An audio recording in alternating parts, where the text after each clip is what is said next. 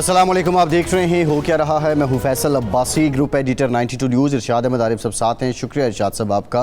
पाकिस्तान के वज़ीर-ए-आज़म शहबाज शरीफ ने मुज़फ़्फ़राबाद में ये कहा है कि 1971 की शिकस्त का बदला ले लिया है, और उन्होंने बताया कि किस तरह भारत ने जारियत की और उस जारियत का किस तरह जवाब दिया गया। दूसरी जानिब जो भारतीय वज़ीर ख़ारजा जयशंकर हैं, उन्होंने भी इस बात का एतराफ़ किया कि अमरीका जो है इस मामले में कूदा, और फिर जो जंग बंदी हुई उसमें अमरीका ने सहूलतकार के तौर पे जो अपना फ़र्ज़ है उसको अदा किया है। मोस्ट इम्पॉर्टेंट बात यह है कि ट्रंप पाकिस्तान के एक मरतबा फिर से मद्दाह निकले हैं। ट्रंप ने ये कहा है कि पाकिस्तान के लोग बेहतरीन हैं और इनके जो रहबर हैं वो भी अजीम हैं, और ये बात वो साउथ अफ्रीका के जो प्रेसिडेंट हैं उनके साथ गुफ्तगू में कर रहे थे। और अब ट्रंप जो हैं, क्या पाकिस्तान से मुताल्लिक़ तारीफ़ें करना और ये जंग बंदी का क्रेडिट लेना उनकी ज़रूरत बन गया है, या वाक़तन वो समझते हैं कि बहुत बड़ा कारनामा उनकी इंतज़ामिया ने और उन्होंने अंजाम दिया है। दुनिया की नज़रें इस पर तो हैं। पाकिस्तान और भारत की जंग अगर खुदा न खास्ता होती तो ये कोई मामूली जंग तो नहीं थी। बहरहाल ये जो मौका है, पाकिस्तान इससे कैसे फ़ायदा उठा सकता है ऐसे वक्त में जब गुज़श्ता रोज़ वज़ीर-ए-आज़म पाकिस्तान ये कह चुके हैं कि भारत न्यूट्रल वेन्यू पर मुज़ाकरात से फ़िलहाल इनकारी है। अब पाकिस्तान अमरीका को कैसे सफारती तौर पर यूटिलाइज़ कर सकता है, और इस वक्त जो सेंटिमेंट है पाकिस्तान के बारे में ट्रंप का, उससे कैसे फ़ायदा उठा सकता है, ये कुछ बुनियादी निकात हैं।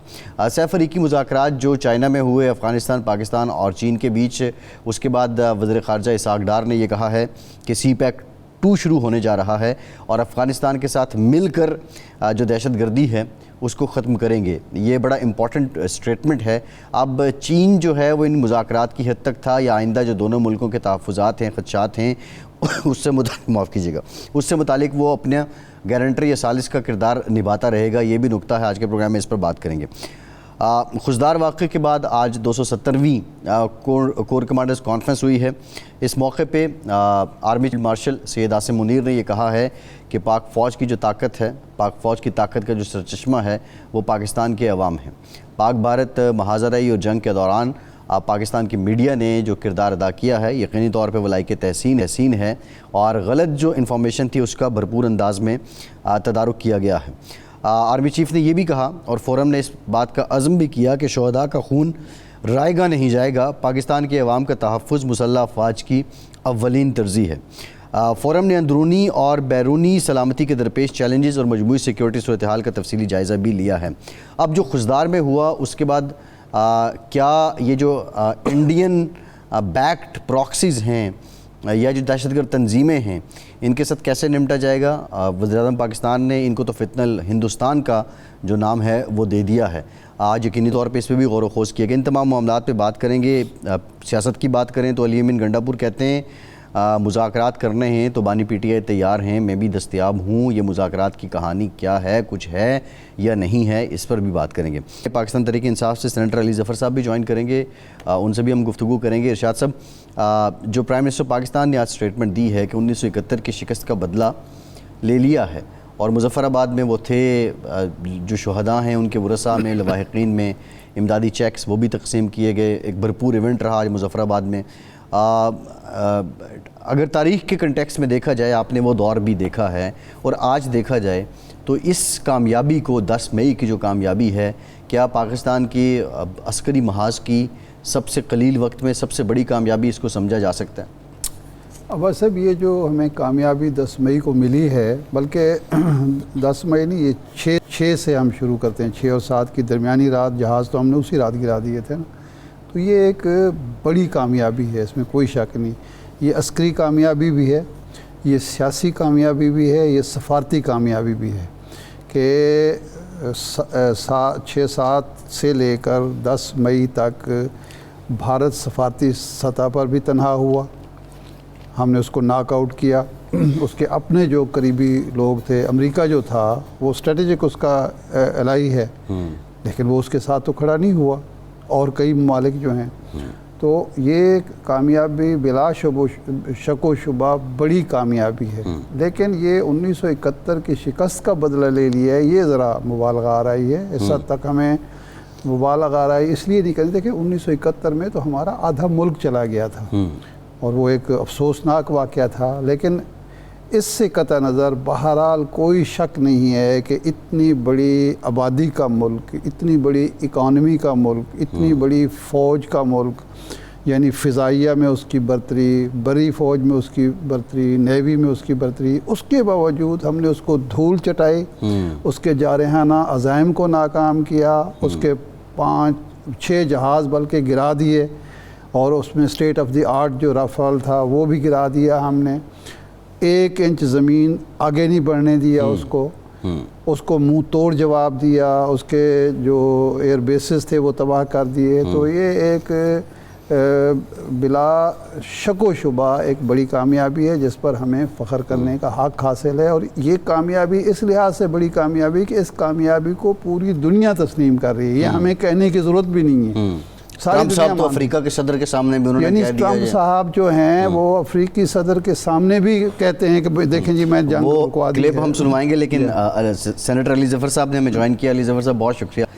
علی ظفر صاحب، یہ تو خیر جو پاکستان میں ہوا وہ سب کے سامنے ہے، جس طرح ارشاد صاحب نے بھی بات کی، لیکن ہم ذرا جو پاکستان کی پولیٹیکل سٹیبلٹی ہے اور پولیٹیکل سینیریو اس پر بات کریں گے آپ سے۔ وزیر اعلیٰ خیبر پختونخوا علی امین گنڈاپور نے کہا ہے مذاکرات کرنے ہیں تو ہم تیار ہیں۔ بیچ اطلاعات آتی رہیں کہ 5 اور 6 کی شب ملاقاتیں ہوئیں، کچھ برف پگھلی، آپ کے علم میں کیا ہے؟ اگر ایسا کچھ ہوا تو پھر کیا علی امین گنڈاپور لا علم ہیں، وہ اب بات کر رہے ہیں کہ مذاکرات کرنے ہیں تو بانی پی ٹی آئی تیار ہیں، میں بھی دستیاب ہوں، یا یہ جو ملاقاتوں سے متعلق افواہیں ہیں بے بنیاد ہیں؟ جی بالکل بے بنیاد ہیں۔ میری منگل کو ملاقات ہوئی تھی عمران خان صاحب سے ڈیالہ میں۔ اس سے پہلے میرے سے جب پوچھا جاتا تھا تو میں نے یہی کہتا تھا کہ خبر ہے، لیکن جب میں ان کو ملوں گا اور پوچھوں گا تو پھر میں بتا سکوں گا کہ یہ درست ہے یا خالی اڑتی سی ایک افواہ ہے۔ تو یقینی طور پہ ایسی کوئی بات نہیں ہوئی۔ میں آپ کو ایگزیکٹلی بتاتا ہوں کہ میری کیا ملاقات میں گفتگو ہوئی عمران خان صاحب سے۔ انہوں نے 3 باتیں کہی۔ سب سے پہلے انہوں نے یہ کہا کہ جہاں تک حکومت کا تعلق ہے میں کسی کو اجازت نہیں دیتا کہ وہ حکومت سے بات کرے ان معاملات پہ۔ ان سے پوچھا گیا کہ اس کی وجہ، تو انہوں نے کہا کہ وجہ یہ بڑی کلیئر ہے اور آبویس ہے، اور وہ یہ کہ نہ حکومت کے پاس اختیار ہے، نہ ان کا ارادہ ہے کہ کسی قسم کی ڈائیلاگ ہو معاملات پہ پاکستان کے، اور وہ آپ کو ایک ٹرک کی بتی کے پیچھے لگائیں گے، اس لیے میں آپ کو اس پہ منع کر دیتا ہوں۔ دوسری چیز انہوں نے یہ کہی کہ اس وقت پاکستان میں 3 بہت بڑے بڑے مسائل ہیں۔ ایک تو انہوں نے کہا کہ مودی جو ہارا ہے جنگ وہ زخمی ہے، اور وہ کوشش کرے گا کہ کسی نہ کسی طرح وہ بدلہ لے، اور وہ کوشش صرف انڈائریکٹ کرے گا، وہ دہشت گردی کے واقعات یہاں کرائے گا، اسپانسر کرے گا۔ یہ میری بات ٹیوزڈے کو ہوئی تھی اور یہ سچ ہو گئی آج، ہولناک قسم کا واقعہ بلوچستان میں ہوا۔ دوسری بات انہوں نے یہ کہی کہ ٹیررزم ویسے بھی اور بھی اسٹیٹ ایکٹرز ہیں جو کہ ٹیررزم کر رہے ہیں، اس کا بھی ہم نے ایک فائنل حل ڈھونڈنا ہے، اس کے لیے بھی اتحاد کی ضرورت ہے۔ اور تیسری چیز انہوں نے کہی کہ اکنامک ایک بہت بڑے مسائل ہیں، اس کے لیے بھی بیٹھ کے ہمیں ایک یونٹی، ایک اتحاد دکھانا ہے۔ ان سب تینوں چیزوں کے لیے بات کرنے کی پاکستان کی ضرورت ہے۔ پاکستان کے لیے بات کرنے کو میں تیار ہوں، اور لیکن بات میں ڈائریکٹلی اسٹیبلشمنٹ کے ساتھ کروں گا، اور بات صرف میں کروں گا، کوئی لیڈرشپ نہیں۔ اچھا یہ بتائیے علی ظفر صاحب، یہ بتائیے کہ یہاں جو بات ہوتی رہی کہ 2 اہم شخصیات، اعلیٰ افسران، ان کی ملاقات ہوئی اور انہوں نے تقاضا کیا کہ مودی کچھ بھی کر سکتا ہے تو اس وقت اتحاد کی ضرورت ہے، اور اتحاد جو ہے وہ آپ ہی قائم کر سکتے ہیں، کیا ایسا کوئی ملاقات ہوئی یا کوئی تقاضا کیا گیا عمران خان سے؟ جی میری نظر میں اور میری انفارمیشن میں بالکل ایسی کوئی بات نہیں ہوئی۔ خان صاحب نے بلکہ یہ آفر کی ہے کہ اگر کوئی بات کرنا چاہتا ہے تو وہ بات کر لے۔ اگر ان کی پہلے بات ہوئی ہوتی تو پھر یہ آفر اناؤنس کرنے کی ضرورت نہیں تھی۔ انہوں نے باقاعدہ طور پہ مجھے کہا کہ آپ باہر جا کے یہ پیغام میرا دیجیے پبلک میں، اور میں نے اسی لیے نکلتے ساتھ ہی ایک ٹویٹ بھی کر دی، اور اس کے بعد آپ کے پروگرام پہ بھی میں یہ کہہ رہا ہوں ایگزیکٹلی یہی بات ہوئی تھی جس طرح میں نے آپ کو بیان کی۔ علی ظفر صاحب، ایک طرف آپ سول بالادستی کی بات کرتے ہیں اور جائز بات ہے، سول بالادستی ہونی چاہیے، اسٹیبلشمنٹ کی مداخلت سیاسی معاملات میں، جمہوری معاملات میں، پارلیمانی معاملات میں نہیں ہونی چاہیے۔ وہ جب اسٹیبلشمنٹ کہتی ہے کہ ہم نیوٹرل ہیں، سیاسی معاملات سیاستدان چلائیں، آپ خود ان کو گھسیٹنا چاہتے ہیں، ان کو اپنے ہی جو سیاسی مخالفین ہیں، آپ نہ ان کے ساتھ بیٹھنے کے لیے تیار ہیں، نہ ان کے ساتھ بات چیت کرنے کے لیے تیار ہیں۔ ان کے اگر بے اختیاری ہے تو وہ ان کی بے اختیاری تو نہیں ہے، وہ بیسیکلی سول لیڈرشپ کی بے اختیاری ہے۔ اگر آپ سمجھتے ہیں وہ پارلیمنٹ کی بے اختیاری ہے، تو اس کو بااختیار بنانے کے لیے بھی آپ کو ایک میز پر بیٹھنا چاہیے، مذاکرات کرنے چاہیے، سپیس لینی چاہیے، بجائے اس کے کہ آپ جو تھوڑی بہت سپیس ہے اس کو بھی ختم کرنا چاہتے ہیں۔ بڑا آپ کا عمدہ سوال ہے، اور آپ کی یہ جو ایک سوال کے پیچھے جو فلسفی ہے اور جو اسٹوڈنٹس ہے، یقینی طور پہ الٹیمیٹلی یہی ہونا چاہیے۔ لیکن بدقسمتی سے اس وقت جو حال ہے، حکومت خود ہمیں کہتی ہے کہ ہمارے پاس کوئی اختیار نہیں ہے، اور ہم ساری جو ہے اپنی فائنل فیصلے کہیں اور سے کرواتے ہیں۔ جب یہ پوزیشن سامنے حکومت خود کہتی ہے تو ان کے ساتھ واقعی ہمارا گفتگو کرنا یا کسی قسم کی بات کرنا، آگے حل ڈھونڈنا، وہ اس میں کوئی میننگ لیس ہے، بے معنی ہے۔ اس لیے میرا خیال ہے پہلی چیز یہ ہونی چاہیے، جس طرح عمران خان صاحب کہہ رہے ہیں کہ ڈائیلاگ یا جو ایک جس کو کہتے ہیں ایک پروسیس شروع ہو اسٹیبلشمنٹ کے ساتھ۔ الٹیمیٹلی میری نظر میں سیاسی لوگوں کو بھی بیچ میں آنا پڑے گا، اور ایک فائنل فیصلہ وہیں ہوگا۔ لیکن جب تک یہ پہلی سٹیپ نہیں ہوتی اور وہاں ایک کسی قسم کی ایک سمجھوتا کہہ لیں آپ، یا ایک پاکستان کی خاطر ان 3 ایشوز پہ بات چیت نہیں ہوتی، تب تک آگے نیکسٹ سٹیپ نہیں ہو سکتی۔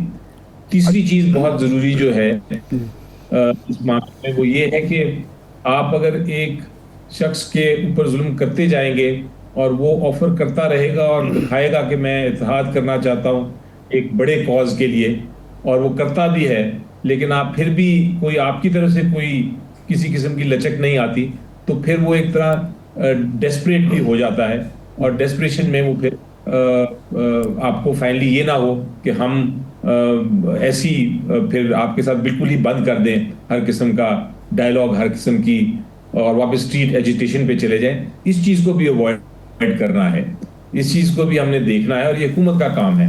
تو میں سمجھتا ہوں کہ حکومت جہاں تک تعلق ہے، وہ ہماری جو پرسیکیوشن ہے، پروسیکیوشن نہیں، کیسز اپنے چلتے رہیں، پرسیکیوشن جو ہے وہ ختم کریں۔ پرسیکیوشن کا مطلب جو سیاسی انتقامات ہیں وہ ختم کریں، سیاست کو چلنے دیں، اور اگر اسٹیبلشمنٹ بات کرنا شروع کر دے تو مجھے لگتا ہے کہ الٹیمیٹلی پھر ایک بہتر ماحول پیدا ہو جائے گا۔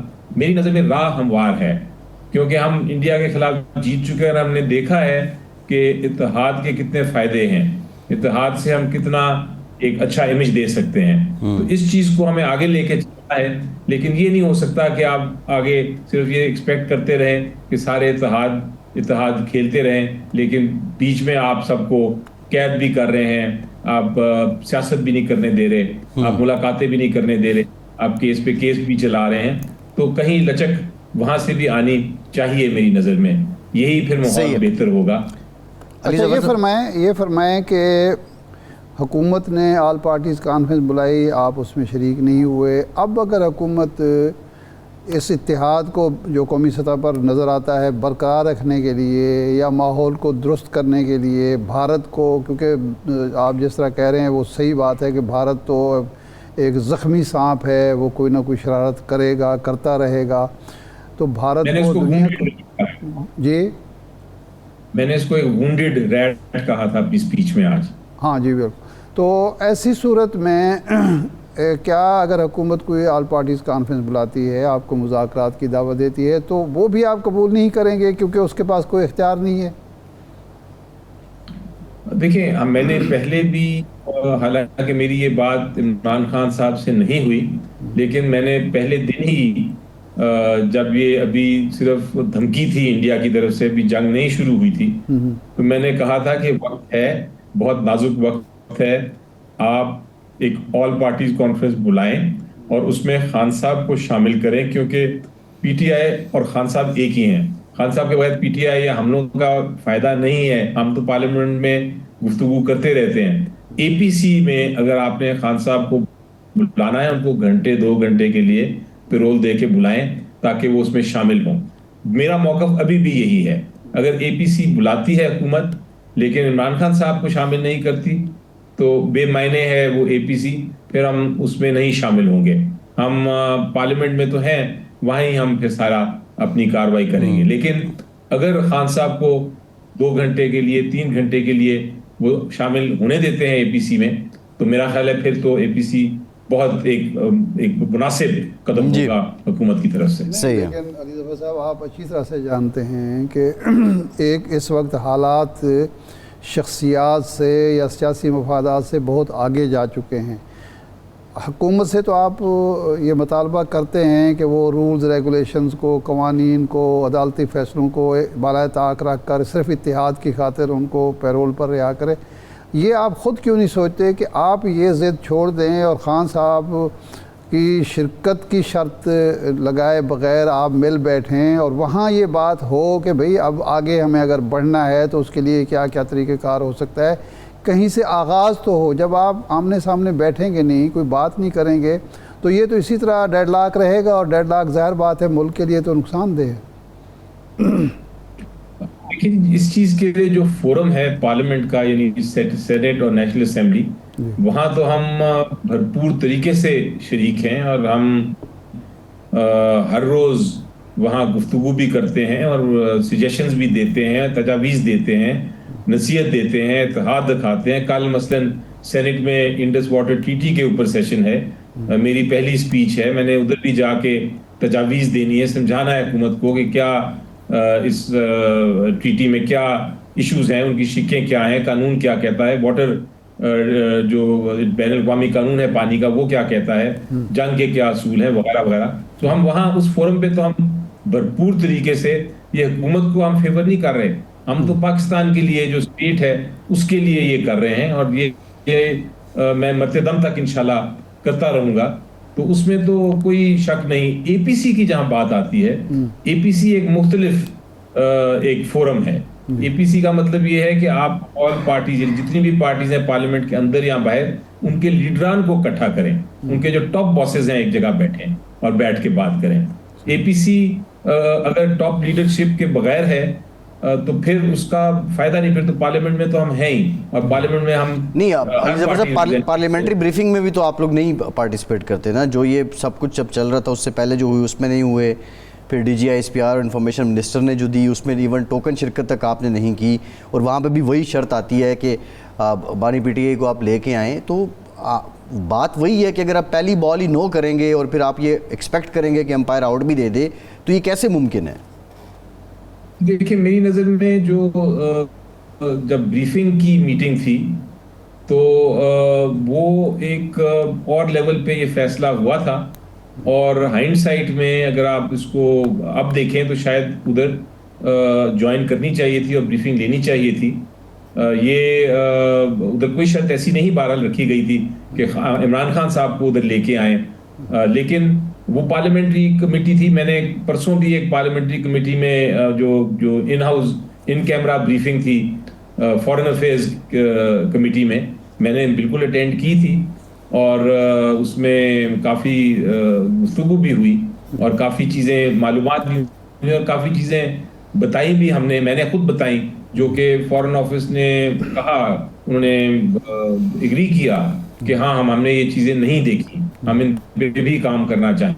اچھا، سنتاز معاہدے کا آپ نے ذکر کیا، ایک قانون دان کے طور پر رہنمائی فرمائیں ہماری کہ انڈیا 2010 سے کئی دفعہ یہ بات کہہ چکا ہے، وہ جو ہے واٹر کمیشن ہے اس کو لکھ کے بھی دے چکا ہے کہ جی اس عرصے میں، ایک تو وہ یہ کہتا ہے کہ بین الاقوامی معاہدہ کوئی بھی ہو وہ تاحیات نہیں ہوتا ہے، ایک مقررہ مدت کے بعد اس پر کچھ نہ کچھ نظر ثانی ہوتی ہے. دوسرا یہ ہے کہ جی پاکستان نے اس معاہدے کی خلاف ورزی کی ہے, اس نے جو ڈیم بنانے تھے دریائے سندھ پر وہ نہیں بنائے, اور اب ہمیں حق حاصل ہے, اور جب ہم بنانے کی کوشش کرتے ہیں جہلم پر یا چناب پر تو پاکستان کو اعتراض ہوتا ہے, کشن گنگا ہو یا دوسرے ڈیم ہوں. تو کیا اس میں کوئی لاجک ہے انڈیا کی کہ جی پاکستان کی طرف سے معاہدے کی خلاف ورزی ہوئی ہے اور اب اس پر نظر ثانی ہونی چاہیے؟ دیکھیں, پہلی بات تو یہ ہے کہ یہ معاہدہ ہوا تھا, 5 دریا تھے, 3 دریا جو تھے راوی, بیاس, ستلج, وہ ہندوستان کو دے دیے گئے تھے کہ آپ اس کا پانی استعمال کریں, اور 2 دریا کی کنڈیشن یہ تھی کہ وہ پاکستان استعمال کرے گا, اس کو کسی طرح اس کا ایک قطرہ بھی انڈیا نہیں استعمال کرے گا. تو پاکستان نے تو انٹینڈ اسپرٹ اس پہ فل اگری کر کے ان کو تینوں جو دریا تھے اس پہ ڈیم بنانے دیے, اور سارا پانی اب ہندوستان لے گیا. اب جب ایک بار ٹریٹی پہ امپلیمنٹ ہو جائے, اس پہ عمل درآمد ہو جائے, تو اس کو آپ کسی طرح قانون کے تحت واپس نہیں لے سکتے. اب آپ یہاں تو کہیں گے ٹھیک ہے ہم 5 کے 5 دریا کھول دیں گے, اپنے ڈیمز توڑ دیں گے, اور اس کے بعد آپ کہیں کہ ہم دوبارہ سے شروع کریں. اگر وہ نہیں آپ کرتے تو آپ کسی قسم کی ٹریٹی کی خلاف ورزی نہیں کر سکتے جس پہ عمل درآمد ہو گیا ہے. دوسری بات یہ ہے کہ ہر ٹریٹی میں جہاں آپ کوئی کنڈیشن لگانا چاہیں کہ کوئی اس میں چینج کرنا ہے, اس میں تبدیلی کرنی ہے, اس کو ختم کرنا ہے, تو پھر اس کی شک ہونی چاہیے ٹریٹی کے اندر. اس ٹریٹی میں ایسی کوئی شک نہیں جو کسی کو یک طرفہ اجازت دے کہ آپ ٹریٹی ختم کر دیں. صرف ٹریٹی تب ختم ہو سکتی ہے اگر دونوں پاکستان اور انڈیا فیصلہ کریں کہ ہم نے ٹریٹی کو. تو اس لیے یہ کہنا ان کا کہ اس کی خلاف ورزی ہو رہی ہے اس لیے ہم نے ختم کر دیا, یا ہم ویسے اس کو روک سکتے ہیں, بینس اس کو سسپینڈ کر سکتے ہیں, یہ بالکل بات بین الاقوامی قانون کے خلاف ہے. دوسری اہم چیز یہ ہے کہ اس ٹریٹی کے علاوہ بھی ہم لوگ لوور ریپیرین ہیں, یعنی کہ لوور ریپیرین کا مطلب یہ ہے کہ پانی انڈیا سے پاکستان آ رہا ہے, وہ اپر ریپیرین ہے, ہم لوور ریپیرین ہیں. تو بین الاقوامی پانی کا جو قانون ہے وہ یہ کہتا ہے کہ جو اوپر جہاں سے پانی آ رہا ہے اپر ریپیرین, وہ پانی روک نہیں سکتا لوور ریپیرین کی. اگر وہ کرے گا, اگر اس کا پانی روکے گا لوور ریپیرین کا, تو انسانی حقوق کے خلاف کرے گا, اور وہ ایک وار کرائم سمجھا جائے گا, یعنی ایک جنگ جرم سمجھا جائے گا. تو اس لیے یہ بھی علی ظفر صاحب ایک ٹیکنیکل کویسچن یہ بھی ہے اسی انڈس واٹر ٹریٹی کا جو آرٹیکل 12 ہے اور غالباً اس کی سب کلاز 4 ہے, جو یہ کہتی ہے کہ یک طرفہ وہ معاہدہ معطل نہیں کر سکتا. لیکن سگنیفیکنس اس کی کیا ہے کہ ان کی جو واٹر منسٹری ہے, جل شکتی جس کا نام ہے, وہ پاکستان کے سیکریٹری واٹر کو لیٹر لکھتے ہیں, اور ایون جو انہوں نے ڈوزیئر تھمایا تھا ہمارے ہائی کمشنر کو, اس میں اس چیز کا کوئی ذکر نہیں ہے معاہدے کی سسپینشن کا. کیا بھارت بھی سمجھتا ہے کہ اگر اس نے سفارتی سطح پہ یہ اعلان کر دیا کہ اس نے یہ معاہدہ سسپینڈ کر دیا ہے تو اس کے لیے اس کی گڈ ول پہ, اس کے ٹرسٹ پہ بہت سے کویسچنز ہو جائیں گے, اور یہ وہ یہاں بھی وہ ڈومیسٹک پالیٹکس ہی کر رہا ہے, یا وہ سنجیدہ ہے پانی روکنے میں؟ سنجیدہ ہے جی, بالکل 100% سنجیدہ. انہوں نے جنگ, میری نظر میں اس جنگ کا ایک میجر مقصد یہ تھا, ان کا خیال تھا کہ ایک رات کی اندھیرے میں وہ آئیں گے, بمبارڈمنٹ کریں گے, اور اس کے بعد پاکستان کو ہرا کے تو پانی لے جائیں گے. ان کا یہ ارادہ تھا, اور اسی لیے انہوں نے پہلے یہ اناؤنس کیا تھا کہ ہم اس ٹریٹی کو سسپینڈ کر رہے ہیں. اس کے بعد انہوں نے ملٹری ایکشن لیا. وہ تو اللہ تعالیٰ کا شکر ہے, جتنا بھی شکر کریں کم ہے, کہ ہم جیت گئے جنگ, اور ان کو پہلی دن ہی پتہ چل گیا کہ یہ پاکستان ہے, یہ کوئی کمزور ملک نہیں, یہ ہم نے ثابت کر دیا کہ ہم ان سے زیادہ مضبوط ہیں, طاقتور ہیں, ہم ہر صورت میں ہم ان سے بہتر ہیں. تو تب انہوں نے یہ پھر جنگ روکی. لیکن ابھی بھی وہ پانی کو کوشش کریں گے موڑنے کی, اور پھر انتظار کریں گے کہ پاکستان کیا کرتا ہے. ہم نے اس سے پہلے ایکشن لینا ہے ان کے خلاف, قانونی بھی ڈپلومیٹک بھی, تاکہ وہ یہ نہ کر سکیں. یہ ایک بڑا ان کا ارادہ بڑا کلیئر ہے. اب آپ نے ایک بڑا انٹرسٹنگ سوال پوچھا تھا میرے سے. آپ نے کہا تھا کہ ان کا کہنا یہ ہے کہ پانی تو ضائع ہو رہا ہے, پانی تو پاکستان ڈیم بنا نہیں رہا, تو اس لیے ہم بنانا چاہیں گے.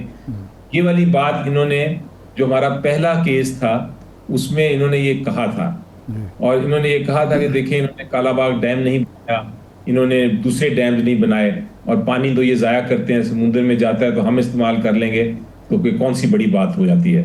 انہوں نے یہ اس کیس میں یہ جو آربیٹریشن تھی پہلی، اس میں یہ انہوں نے موقف اختیار کیا تھا، اور انہوں نے بدقسمتی سے ہمارے کچھ اس وقت کے منسٹرز کی سٹیٹمنٹس بھی لے آئے تھے، وہ جن سٹیٹمنٹس میں یہ لکھا ہوا تھا یا انہوں نے کہا ہوا تھا، بیان دیا ہوا تھا کہ ہاں جی ہمارا پانی تو ضائع ہو رہا ہے، تو وہ لیکن اس کے باوجود جو آربیٹریٹر تھا اس نے کہا یہ بات نہیں ہے کہ آپ اگر انہوں نے ڈیم نہیں بنایا تو آپ یہ ٹریٹی کی خلاف ورزی کریں، آپ ڈیم ان 2 ریورز جو ہیں چناب اور جیلم پہ آپ نہیں بنا سکتے، اور ان کو صرف اجازت دی تھی کہ آپ رن آف دا ریور پروجیکٹس بنائیں، یعنی کہ رن آف دا ریور وہ ہوتا ہے جس کا پانی روک نہیں سکتے، وہ صرف بجلی بنانے کے لیے ایک آپ بنا سکتے ہیں ایک دیوار سی جس کے اوپر سے پانی فلو کر کے بجلی بنائیں، ان کو ڈیم بنانے دیا تھا۔ لیکن میری یہ ریکویسٹ ہے بہت بڑی اپنے حکومت سے کہ آپ لوگ اس وقت ایسا کوئی بیان نہ دیں اپنے پانی کے ایشوز کے بارے میں، آپ کوئی ایسا بیان نہ دیں جو کہ کل کو جب بھی ہم مقدمہ لڑیں اس میں یہ غلط استعمال کر سکیں ہندوستان۔ جی بالکل ٹھیک، بڑی سین آپ کی سجیشن ہے، ایسی کوئی سٹیٹمنٹ نہ دی جائے کہ جس کو کل بھارت پروپیگنڈا کے طور پہ یا کسی قانونی محاذ پہ استعمال کر سکے، بالخصوص جو آفیشیل عہدیدار ہیں ان کے لیے یہ بڑا ضروری ہے۔ علی ظفر صاحب بہت شکریہ آپ کے وقت کا، ایک بریک کے بعد واپس آئیں گے اور بات کریں گے ٹرمپ جو پاکستان کے گرویدہ ہو چکے ہیں ان کی، ہمارے ساتھ رہیں۔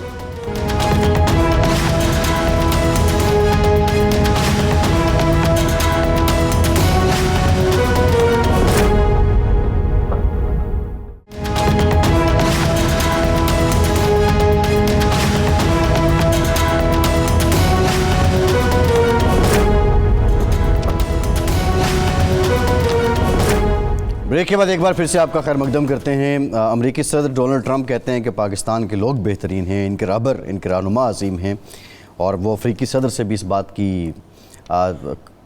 بات کا اظہار کر رہے تھے کہ کس طرح انہوں نے جو پاک بھارت کشیدگی ہے اس کو روکا اور ایک جو نیوکلیر جنگ تھی اس کے خطرے کو انہوں نے ٹالا۔ اب یہ ساؤتھ افریقہ کے پریزیڈنٹ ہیں جن سے یہ گفتگو کر رہے ہیں، اور اس سے پہلے بھی بہت سے لوگ جو ملے ہیں ٹرمپ سے، ٹرمپ اس کا ذکر کرتے ہیں، سعودی عرب میں ذکر کیا، قطر میں ذکر کیا، UAE میں ذکر کیا، امریکہ واپس جا کے ذکر کیا۔ لگتا ہے کہ پاکستان جو ہے وہ کرش بن گیا ہے ٹرمپ صاحب کا، ارشاد صاحب، لیکن کیا یہ ان کی ایک ضرورت ہے؟ اچھا، اس پہ یہ جو کرش کی آپ نے بات کی اور جس طرح وہ تعریفوں کے پل ہمارے باندھ رہے ہیں نا، اس میں مجھے ایک شعر یاد آتا ہے کہ مجھ تک کب ان کی بزم میں آتا تھا دور جام، مجھ تک کب ان کی بزم میں آتا تھا دور جام، ساقی نے کچھ ملا نہ دیا ہو شراب میں۔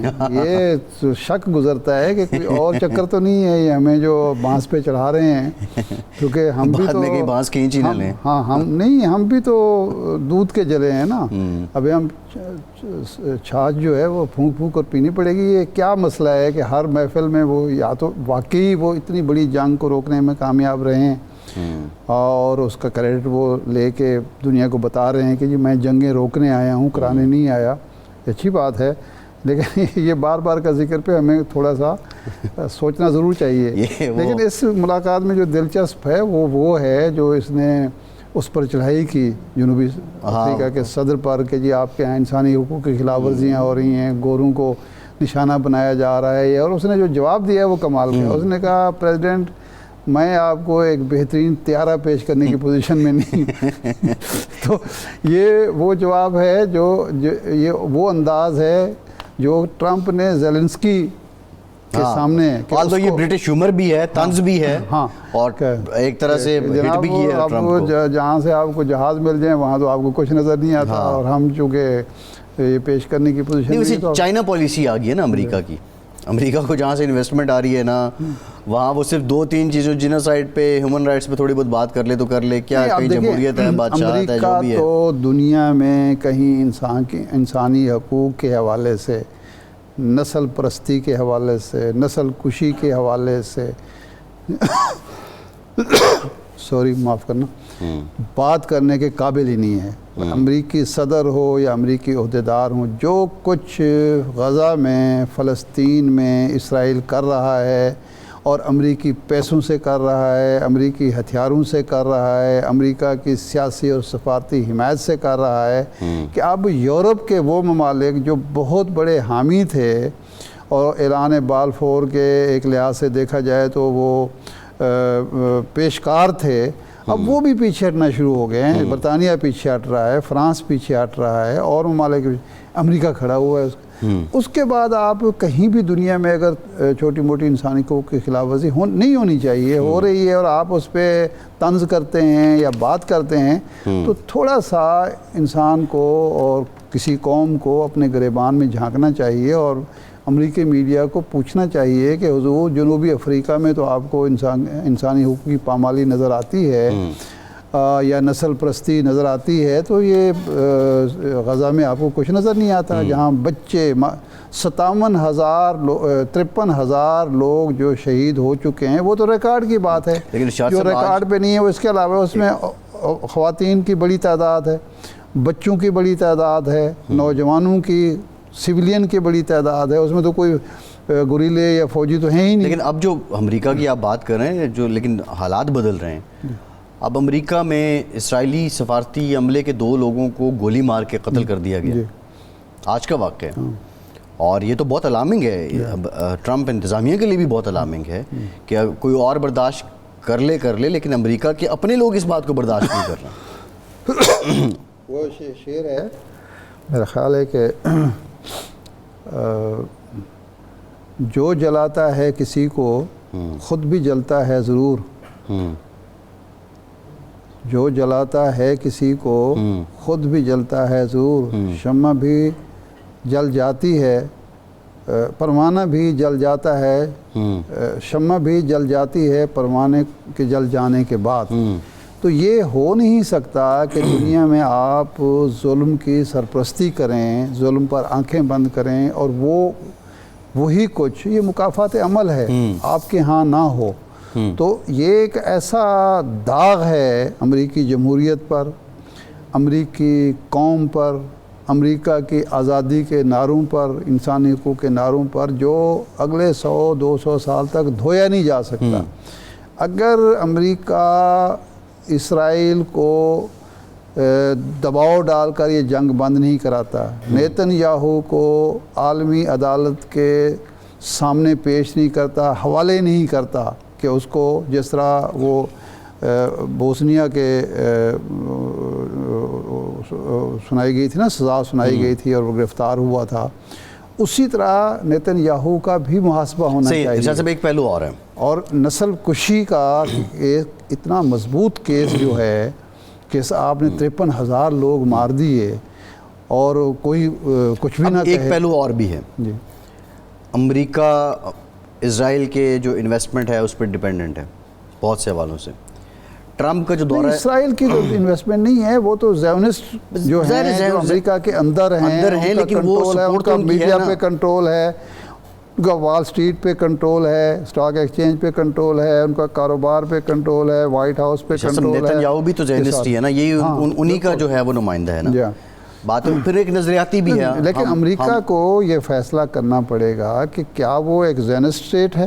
نہیں، میرا جو سوال ہے وہ یا وہ آزاد لوگوں کی 30 کروڑ لوگ جو ہیں، اگر 60-70 لاکھ لوگوں کے ہاتھوں میں یرغمال بنے ہوئے ہیں، ایک 30 کروڑ کی آبادی کا ملک جو سپر پاور بھی ہے، ڈیفنس پاور ہے، اکنامک پاور ہے، وہ 40-50 لاکھ لوگوں نے اس کو یرغمال بنایا ہوا ہے۔ تو یہ تو اب اس کا ایک اور جو پہلو جو مجھے اپروچ کا شاید فرق نظر آ رہا ہے، اس میں آپ ذرا رہنمائی بھی کریں۔ سعودی عرب، UAE، Qatar, trillions of dollar, تقریباً 6 ٹریلین بنتا ہے، 3 ٹریلین ڈالر بنتا ہے، جو 3 دن میں سودے ہوئے ہیں، بہت سودے ہوئے ہیں، اور یہ بہت بڑی اماؤنٹ ہے۔ کیا اب امریکہ اس پالیسی کی طرف آ رہا ہے کہ ہمیں اگر یہاں سے انویسٹمنٹ آتی ہے اور اسرائیل جو کچھ کر رہا ہے، جینوسائیڈ کر رہا ہے، مسلمانوں کا قتل عام کر رہا ہے، انسانی حقوق کی پامالی کر رہا ہے، وہ بوجھ ہم نہیں ڈھو سکتے، وہ ریپبلکن ہوں یا ڈیموکریٹ ہوں، اب یہ کہیں اس کے اکنامک پالیسی شفٹ تو نہیں ہے کہ ہم ان کنٹریز سے، اللہ کرے کہ ایسا ہو، اللہ کرے کہ سعودی عرب ہے، قطر ہے، UAE ہے، باقی ممالک ہیں، یہ جو انویسٹمنٹ امریکہ میں کر رہے ہیں یا تجارتی معاہدے کر رہے ہیں، ان کو وہ ڈپلومیسی کے طور پر استعمال اور ان کا فرض ہے کہ یوٹیلائز کریں، قیادت کو یہ باور کرائیں کہ دیکھیں آپ کا جو اکنامک انٹرسٹ ہے اس کو ہم سیف گارڈ کرنے کے لیے تیار ہیں، لیکن آپ اپنی عزت بھی بچائیں، لوگوں کی زندگی بچائیں، فلسطینیوں کی، اور اپنی عزت بچائیں۔ اس میں آپ کا زیادہ فائدہ ہے کہ آپ کا اگر عالمی چہرہ اتنا داغدار ہو گیا خون کے دھبوں سے، تو آپ کا کون سی سپر پاور اور کون سی آپ کی ڈپلومیسی۔ ٹھیک، ایک بریک لیتے ہیں، بریک کے بعد ہمیں ڈاکٹر ماریہ سلیبا جوائن کریں گے، ہمارے ساتھ رہیے۔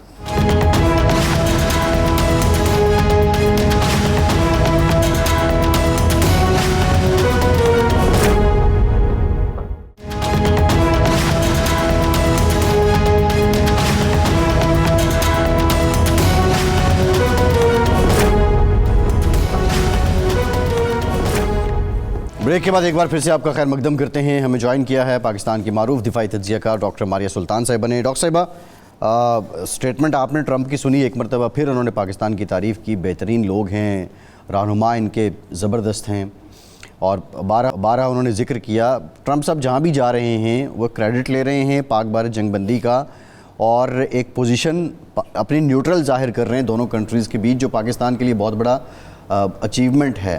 کیا یہ ٹرمپ کی ضرورت ہے کہ وہ یہ کریڈٹ لیں، یا ان کی اپروچ بڑی سنجیدہ ہے کہ وہ دونوں ملکوں کو اب ایکولی ہی ٹریٹ کریں گے؟ دیکھیں، اس میں تین چیزیں ہیں۔ پہلی بات تو یہ ہے کہ اس میں کوئی شک نہیں ہے کہ وہ اپنی لیگیسی کو ڈھونڈ رہے ہیں، اور جو کچھ انہوں نے کرایا ہے یہ کوئی چھوٹی بات نہیں ہے، کیونکہ ہندوستان اور پاکستان دونوں ایٹمی ریاستیں ہیں، اور جس طرح ہندوستان نے ایک یہ صف بندی کی تھی پاکستان کے خلاف، اور پاکستان کے خلاف دہشت گردی کا بیانیہ بنا کے جنگ عائد کرنے کی کوشش کی، اور اس کے بعد جو پاکستان کا رد عمل آیا، اس سے ظاہر ہے خطے کے اندر جنگ کے خطرات بڑے واضح تھے۔ دوسری بات یہ کہ ہندوستان جب سے ٹرمپ صاحب واپس آئے تھے، جے ڈی وینس صاحب بھی وہاں موجود تھے، اگر آپ دیکھیں تو جنگ کے بڑے حصے تک وہ وہاں ہی موجود تھے، لیکن ان کے پاس جو رد عمل آ رہا تھا ہندوستان کی طرف سے بڑا منفی آ رہا تھا۔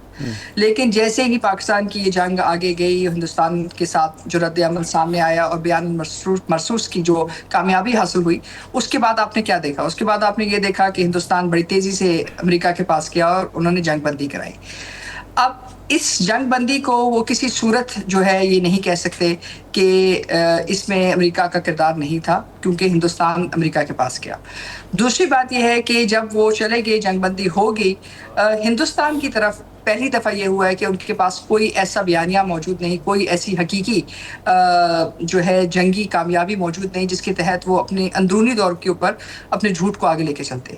تو یہ ان کو ایک بات جو ہے بہت مشکل پڑی ہے، اور یہی وجہ ہے کہ ہندوستان پہ جیسے پریشر آ رہا ہے کہ مودی صاحب کیوں ٹرمپ کے پاس گئے، تو وہ پریشر جو ہے ظاہر ہے ٹرمپ صاحب یہ واضح کرنا چاہ رہے ہیں کہ یہ خالی ان کی ایک کوشش نہیں تھی، بلکہ ایک سنجیدہ کوشش تھی جس کی وجہ سے انہوں نے دونوں ممالک کے درمیان ایٹمی جنگ کو روکا، تو اس کا کریڈٹ لے رہے ہیں۔ دوسری بات، ہندوستان کے ساتھ جو معاملات ہیں وہ اس طرح نہیں گئے جیسے آپ وہ چاہ رہے تھے، اور اس کا جو خمیازہ ہے ہندوستان بھگت رہا ہے۔ انہوں نے ہندوستان سے جتنی آئی ٹی انڈسٹری ہے اس کو کہا ہے کہ واپس امریکہ آئے۔ انہوں نے یہ کہا ہے کہ کسی صورت وہ جو ہندوستان کے ساتھ تجارت ہے وہ امریکہ کے اصولوں کے مطابق کریں گے، ہندوستان کے اصولوں کے مطابق نہیں کریں گے۔ اور تیسری طرف یہ کہ انہوں نے یہ بھی کہا ہے کہ پاکستان کے ساتھ جو ان کے روابط ہیں، مطلب پاکستان نے امریکہ کو ڈسکریڈٹ نہیں کیا کسی صورت میں ان کے کردار کو کسی اور چیز کے اوپر، تو وہ اس بات کی وضاحت بھی کر رہے ہیں، اور یہ بات بھی کہہ رہے ہیں کہ انہوں نے ایک بہت بڑا عالمی کام ادا کیا، سنجیدہ، یقینی طور پہ وہ اس کی ایک سنجیدہ کوشش ضرور کریں گے، اور ساتھ ہی ساتھ امریکہ کے اوپر، امریکہ کا جو لیوریج ہے ہندوستان کے اوپر، اس کو بھی استعمال کریں گے۔ یہ ایک چیلنج ہے جو ہندوستان کی حکومت کے لیے کہ وہ کس کو کیسے بیلنس آف کریں گے، کیونکہ اس وقت جو سب سے بڑا تجارتی ان کا جو مرکز ہے وہ امریکہ ہے، اور اب امریکہ یہ کہہ رہا ہے کہ جتنے بھی معاہدے کیے، کمکاسا، لیما، بیکا، STA1، اب اس کا جو اہداف ہیں ان میں سے ایک بہت بڑا ہدف جو تھا وہ امریکہ کی دفاعی صنعت تھا۔ اب امریکہ کہہ رہا ہے کہ وہ دفاعی صنعت میں آپ حصہ بھی دیں اور اس کے مطابق چیزیں بھی خریدیں، بوئنگز بھی خریدیں، باقی چیزیں بھی خریدیں، مارکیٹ کو بھی اوپن کریں اور سنجیدگی سے امریکہ کے ساتھی بن جائیں۔ اب ہندوستان کے لیے ایک چیلنج ہے یہ، کیونکہ ہندوستان اس سے پہلے دوگلی گیمز کھیلتا رہا ہے، تو یہ ان تمام چیزوں کی عکاسی بھی کرتا ہے، ان کی خواہشات بھی ہیں، ان کا کردار بھی ہے، اور اس سے بڑھ کر ان کی جو اپروچ ہے اس خطے میں وہ یہی ہے کہ ہی وانٹس بزنس, اور وہ بزنس جو ہے وہ ہر حالت میں لیں گے, اور وہ رول جو ہے وہ بھی اپنی ٹرمز پہ لینا چاہتے ہیں, ہندوستان کی ٹرمز پہ نہیں. اچھا ڈاکٹر صاحب, اس میں ایک چیز ہے کہ کیا امریکہ اب اس پوزیشن میں ہے کہ وہ ایک عالمی قوت کے طور پر مسئلہ کشمیر حل کرائے تاکہ دوبارہ اس کو مداخلت کی ضرورت نہ پڑے اور یہ تنازع جو ہے ایٹمی تنازع میں تبدیل نہ ہو؟ ایک تو یہ سینیریو بنتا ہے. دوسرا یہ ہے کہ تجارتی مقاصد کے لیے بھارت اگر تیار ہو جائے وہ مراعات دینے کے لیے, وہ سہولتیں دینے کے لیے جو انڈیا امریکہ مانگ رہا ہے یا ٹرمپ کی خواہش ہے, تو پھر وہ امریکہ جو ہے, ٹرمپ کا امریکہ, وہ پھر انڈیا کے ساتھ کھڑا ہو جائے جس طرح پہلے کھڑا ہوا تھا. تو اس میں سے کون سا امکان زیادہ قرینِ قیاس ہے, کون سا امکان مضبوط ہے؟ دیکھیں, آپ نے سوال بہت انٹرسٹنگ کیا ہے اور تھوڑا سا مشکل بھی ہے, پیچیدہ بھی ہے. پہلی بات تو یہ ہے کہ اس وقت ہندوستان تاریخی طور پہ سب سے کمزور ڈپلومیٹک پوزیشن پہ ہے, تاریخی طور پہ سب سے کمزور تجارتی پوزیشن کے اوپر ہے. جبکہ ہم سب جانتے ہیں کہ جی مودی اور امریکہ اور ہندوستان اور امریکہ جو ہے ایک دوسرے کے اسٹریٹجک پارٹنرز ہیں. لیکن اگر آپ تجارتی لحاظ سے دیکھیں تو جو 11 سال مودی کے گزرے ہیں اس سے ہندوستان کی اندرونی ڈویژنز تو بہت زیادہ ہوئی ہیں, لیکن بہت ساری جو چیزیں ہیں وہ فالسیفیکیشن آف ڈیٹا کے اوپر بیسڈ ہیں. یعنی کہ اتنی ترقی اندرونی طور پہ نہیں ہوئی میک ان انڈیا کے تحت جتنی کہ انہوں نے وعدے کیے تھے. ڈیموکریٹس نے بہت زیادہ رعایت دی تھی ہندوستان کی آئی ٹی انڈسٹری کو, بہت ساری رعایت دی ان کے آئی ٹی سیکٹر کو اور بوم لانے کے لیے, اور بہت ساری واٹس ایپ سے لے کے فیس بک سے لے کے بہت ساری جو مختلف جو امریکن آئی ٹی فرمز تھیں اور آئی ٹی جو جائنٹس تھے وہ ہندوستان ضرور آئے. لیکن ٹرمپ کے آنے کے بعد وہ واپس آئے. دوسری بات جو ہے ہم نے دیکھا ہے کہ جو پاکستان نے 15 لاکھ سائبر حملے ہندوستان پہ کیے, ان میں سے کوئی ہندوستان کی طرف سے کوئی واضح ڈیفنس نہیں آیا, کوئی رد عمل نہیں آیا, پاکستان کے اوپر کوئی سائبر اوفینسو نہیں آیا. تو اس کا مطلب یہ ہے کہ جو کہا گیا ہندوستان کی طرف سے وہ نہیں ہو سکا. اس کے علاوہ جو آئی ٹی اور ٹیک وار کے اندر بھی جو وہ پروڈکشن چاہ رہے تھے کہ جتنی تیزی سے ہندوستان جو ہے یہاں ڈیفنس انڈسٹری کے علاوہ آئی ٹی انڈسٹری کو بلڈ کرے, ہندوستان اس ٹیک وار کے اندر بھی چائنا سے بہت پیچھے ہے. اور چائنا کی جو ٹیک انڈسٹری ہے وہ بڑی فوکسڈ ہے چونکنگ کے اندر بھی, اور وہ مطلب اتنی تیزی سے آگے بڑھ رہی ہے, اور ساتھ انہوں نے ویتنام کی مارکیٹ, ایسٹ ایشیا کی مارکیٹ, یہ ساری مارکیٹ لے لی ہے. سو امریکہ کو تجارتی طور پہ ہندوستان کو اپنا پارٹنر بنانے کے بعد وہ فائدے نہیں ہوئے جو ایکسپیکٹڈ تھے کہ جی ایک لو مارکیٹ ہے, اس کی جو لیبر کاسٹ ہے وہ کم ہے. لیکن لیبر کاسٹ کم تو ہے, لیکن امریکہ جو ہے بجائے اس کے کہ وہ ایک ڈیفنس جائنٹ بنتا یا ٹیکنالوجی جائنٹ بنتا, اس کی جو پوزیشن ہے وہ بڑی کلوزلی جو ہے چائنا نے وہ گیپ فل کیا ہے. اب یہ جو گیپ فل ہوا ہے وہ آپ کو اس وار میں بھی نظر آیا ہے, وہ اس صورتحال میں بھی نظر آیا ہے کہ جو مراد دی گئی, جیسے کہ اس وقت انڈیا کے جو آئی ٹی آفیسر ہے اگر وہ امریکہ میں کام کرتا ہے تو اس کو انشورنس دینے کی ضرورت نہیں, اس کو امریکہ کے اندر ٹیکس دینے کی ضرورت نہیں. تو یہ ظاہر ہے جہاں ٹرمپ صاحب چاہ رہے ہیں کہ ٹیکس اور یہ تمام چیزیں جو ہے آگے جائیں, وہ دیکھ رہے ہیں کہ وہ اتنی کامیابی اس طرح نہیں جا سکی یا اس طرح نہیں بن سکی. ڈاکٹر صاحبہ جو بات آپ کر رہی ہیں, ڈاکٹر صاحبہ اس نے خیر ایکسپوز تو کیا ہے اور دنیا کے اندر ایک جو ٹاپک آف ڈیبیٹ ہے اس کو بھی بدلا ہے کہ ہائی ٹیک میں پاکستان نے جس طرح اٹیک کیے, انڈیا اس کا دفاع نہیں کر سکا, جو کلیم کرتا ہے $200 بلین وہ صرف آئی ٹی ایکسپورٹ سے کماتا ہے. But the question is that in سارے حالات کو دیکھتے ہوئے جو پاکستان کی فیور میں ہیں, جو کشمیر کاز کو فیور کر رہے ہیں, پرائم منسٹر آف پاکستان نے یسٹرڈے کہا کہ بھارت ابھی تک نیوٹرل مقام پہ مذاکرات کے لیے راضی نہیں ہوا. ڈپلومیٹکلی معاملات کو ایکسیلریٹ کیسے کرنا پڑے گا, کیونکہ ٹرمپ صاحب کو بھی ہم جو دیکھتے ہیں تو ان کے موڈ میں بھی کافی ٹویسٹ اینڈ ٹرنز ہیں. تو اس موقع کو کیا ہم تھوڑا تحمل سے کام لے رہے ہیں, ڈیلیبریٹلی ایسا کر رہے ہیں, یا ہمیں اس کو مزید تیز کرنا ہوگا؟ دیکھیں ہمیں تیز کرنا پڑے گا, کیونکہ جو آپ نے سوال کیا تھا وہ یہ تھا کہ جی کیا واپس امریکہ اور ہندوستان کے درمیان تعاون تیز ہوگا. دیکھیں تعاون تو تیز ہوگا, لیکن اس کے لیے بہت ساری ایڈمنسٹریٹو ڈیسیجنز اور لیگل ڈیسیجنز ہندوستان کو لینی پڑیں گی. دوسری بات یہ ہے کہ ان کا جو so called apparent neutral stance ہے ان کو اس سے نکلنا پڑے گا, اور ان کو 100% امریکہ کے کیمپ میں بیٹھنا پڑے گا. یعنی وہ امریکہ کی جو ایلائز کے درمیان اور امریکہ کے ساتھ جو گیم کھیل رہے تھے ان کو نکلنا پڑے گا اگر وہ چاہتے ہیں کہ واپس وہ ایک ڈپلومیٹکلی پوزیشن کے اوپر آئے. لیکن اس میں ایک بہت بڑا مسئلہ ہے. سب سے بڑا مسئلہ یہ ہے کہ ٹرمپ جو ہے ملٹی لیٹرلزم پہ بلیو نہیں کرتے ہیں, وہ UN پہ بلیو نہیں کرتے ہیں, وہ باقی کسی قسم کی ملٹی لیٹرل ارینجمنٹ پہ بلیو نہیں کرتے, وہ کہتے ہیں دو طرفہ طور پہ آپ نے کیا کیا. سو اس میں جو لیوریج, جو پاور پالیٹکس مودی دیکھ رہے ہیں وہ ان کو نہیں ملے گی. اب ہمیں کیا کرنا چاہیے؟ دیکھیں, ہمیں یہ جو کل انہوں نے واقعہ کیا دہشت گردی کا, اس کے اوپر ان کو جو ہے ٹو ٹاسک لینا چاہیے. ہمیں انڈیا کے اوپر اپنا لیوریج اور اپنا جو پش ہے اس کو انہینس کرنا ضروری ہے, کیونکہ جب تک ہم ان تمام چیزوں پہ دو ٹوک بات نہیں کریں گے تب تک آپ کا یہ پریشر جنریٹ نہیں ہوگا. آپ نے جنگ کر لی, اس سے ایک پریشر جنریٹ ہوا, آپ نے لائن آف کنٹرول کے اوپر جو بمباری کی اور جو آپ نے پوسٹ کرائی اس پہ آپ نے ایک پوزیشن کی, جو آپ نے ورکنگ باؤنڈری کے اوپر کیا اس سے آپ نے ایک پوزیشن لی, جو آپ نے ان کے دفاعی سسٹمز ناکارہ کیے اس سے آپ نے ایک پریشر لیا. یعنی کہ مختلف چیزوں کا ان کو نقصان ہوا ہے, ان کی IT انڈسٹری کو, باقی تمام چیزوں کو. اب ایسی صورتحال میں ہمارے لیے بہت ضروری ہے کہ ہم اس پریشر کو انہینس کریں, اور دہشت گردی کے محاذ کے اوپر جو ہندوستان دہشت گردی کر رہا ہے علاقائی سطح کے اوپر اور بین الاقوامی سطح پہ, اس میں ہم اپنے تعاون کو بڑھائیں. اب چیلنج یہاں ہمارے پاس یہ ہے کہ ہندوستان جو ہے جہاں 5 آئیز کے خلاف بھی کام کرتا ہوا نظر آیا ہے, وہ 5 آئیز اس کے کواد اور آکس کے ممبرز بھی ہیں.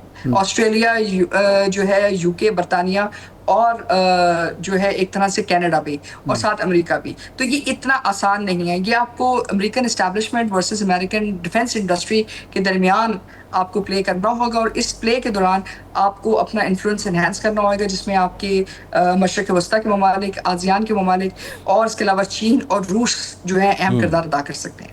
اچھا ڈاکٹر صاحب, یہ ایک ایشو ہے, سیف افریقی مذاکرات ہمارے ہوئے بیجنگ میں, اور اب اگلا اجلاس جو ہے وہ کابل میں ہوگا. تو اس وقت چائنا کی یہ خواہش نظر آتی ہے کہ پاکستان اور بھارت, افغانستان کے درمیان جو غلط فہمی ہیں وہ دور ہوں, تعلقات مزید بہتر ہوں, دہشت گردی کا خاتمہ ہو. اس سلسلے میں ہمیں اب مزید کیا کرنا چاہیے, اور کیا افغانستان مخلصانہ طور پر تیار ہوگا یا وہ بھی ابھی بھی تذبذب کا شکار رہے گا؟ دیکھیں, چیلنجز افغانستان کے ہمیں ذرا ٹھنڈے دماغ سے دیکھنے کی ضرورت ہے. پہلی بات تو یہ ہے کہ افغانستان کے ساتھ آپ نے جتنی انویسٹمنٹ کی وہ طالبان کی حکومت اس طرح اپنے لیے کنورٹ نہیں کر سکی. آدھے سے زیادہ جو لوگ ہیں اس وقت افغانستان کے اندر جو ان کی مختلف اہم پوزیشنز پہ موجود ہیں, وہ سارے کے سارے گوانٹانامو بے کے قیدی رہے ہیں, اور ایک طرح سے ان کے روابط جو ہیں امریکہ اور امریکہ کے مختلف اداروں کے ساتھ ابھی بھی موجود ہیں. دوسری طرف جو اس وقت ان کو ایک طرح سے جو بین الاقوامی امداد آ رہی ہے یا مدد آ رہی ہے, وہ صرف اور صرف ڈیفنس میں آ رہی ہے, منسٹری آف انٹیریئر میں آ رہی ہے, یا ہندوستان کی طرف سے آ رہی ہے جو آپ کے خلاف استعمال ہو رہی ہے. تیسری طرف جو ان کی عبوری حکومت ہے, ان کو کیونکہ آپ نے باضابطہ طور پہ کسی نے ان کو ایکسیپٹ نہیں کیا سوائے چین کے, اور چین بھی ان کو ابھی فارملی ایکسیپٹ نہیں کر رہا. سو اس لحاظ سے آپ کے پاس کوئی نارمل ٹریڈنگ ریلیشنز نہیں ہے, نارمل جو ہے نا اسٹیٹ ٹو اسٹیٹ ان کا لیوریج نہیں ہے. اس سے آپ امید رکھتے ہیں کہ لیوریج ضرور پیدا ہوگا, لیکن ظاہر ہے یہ جو چیلنج ہے, یہ جو امریکہ کے بہت سارے دفاعی ہتھیار وہاں افغانستان میں موجود ہیں, بہت سارے جو دہشت گرد ہیں جن کو ابھی تک پناہ دی گئی ہے افغانستان کے اندر, افغانستان کی سرزمین استعمال ہو رہی ہے, اس کے بارے میں سنجیدہ سوال ہے. تو اس لیے اس میں ہمیں SCO کا فریم ورک استعمال کیا جا سکتا ہے, کیونکہ وہ دہشت گردی کے خلاف بہت منظم بھی ہیں اور واضح بھی ہیں. اور اگر ہم چین کی تجارتی پالیسی کو بھی بیلنس آؤٹ کرنا چاہتے ہیں تو اس کے اندر بھی اگر ہم پریشر ڈالنا چاہتے ہیں تو صرف دو طرفہ پریشر سے بہتر ہے SCO کا فریم ورک استعمال کریں. ٹھیک, بہت شکریہ ڈاکٹر ماریہ سلطان صاحبہ کا, ارشاد صاحب آپ کا شکریہ. آج کے پروگرام سے اتنا ہی. اپنا فیڈ بیک ضرور دیجیے گا. اجازت دیجیے.